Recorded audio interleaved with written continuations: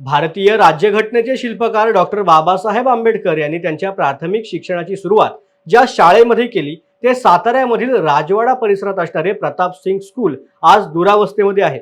या ऐतिहासिक शाळेची सध्या दुरावस्था झाली असून कोट्यवधी निधी मंजूर होऊन देखील अद्यापही सुशोभीकरण झालेले नाही।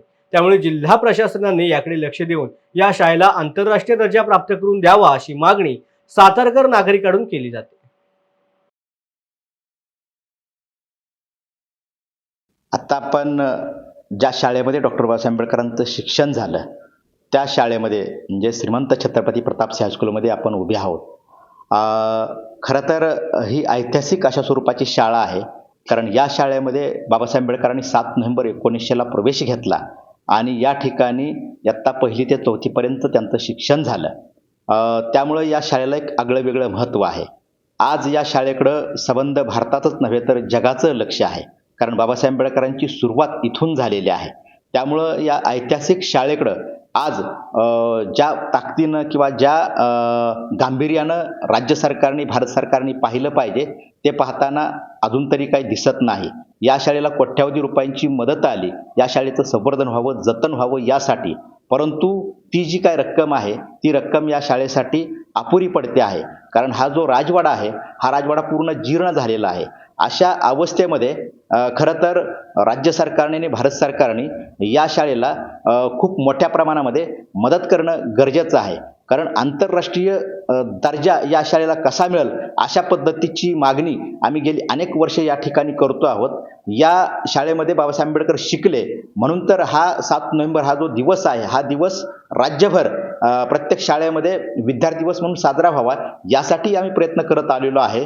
आणि राज्य सरकारने आमचा प्रयत्न जो काय होता त्याला मान्यताही दिली आणि महाराष्ट्रभर 7 नोव्हेंबर हा विद्यार्थी दिवस म्हणून साजरा होऊ लागला। आता हा दिवस देशभरातल्या सर्व शाळांमध्ये साजरा व्हावा यासाठी आम्ही प्रयत्न करतो आहोत। 1,25,000 पत्र राष्ट्रपती आणि प्रधानमंत्री यांना पाठवण्याची मोहीम आम्ही राबवत आहोत।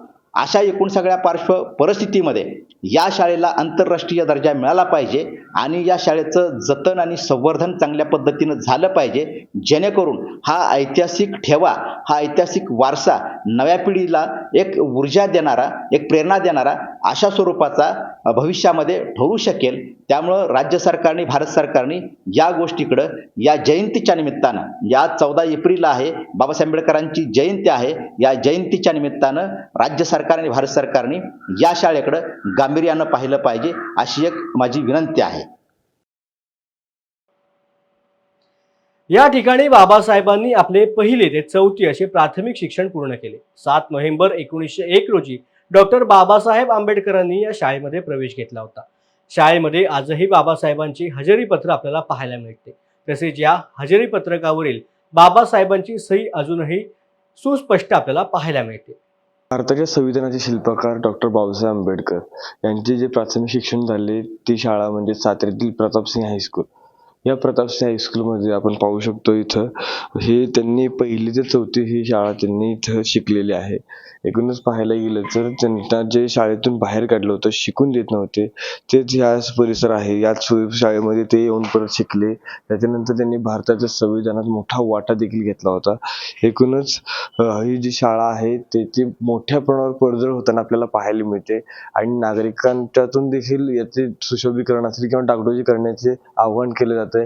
जिल्हा प्रशासनाला देखील त्याच्यावर रोष व्यक्त होताना आपल्याला पाहायला मिळते। नागरिकांमधून हे देखील पाहायला मिळते की जी ही शाळा आहे त्याला आंतरराष्ट्रीय दर्जा प्राप्त व्हावा असं देखील ही सातारकरांच्या माध्यमातून सांगण्यात येत आहे। ओमकार सोनाले, न्यूज अनकट, सातारा।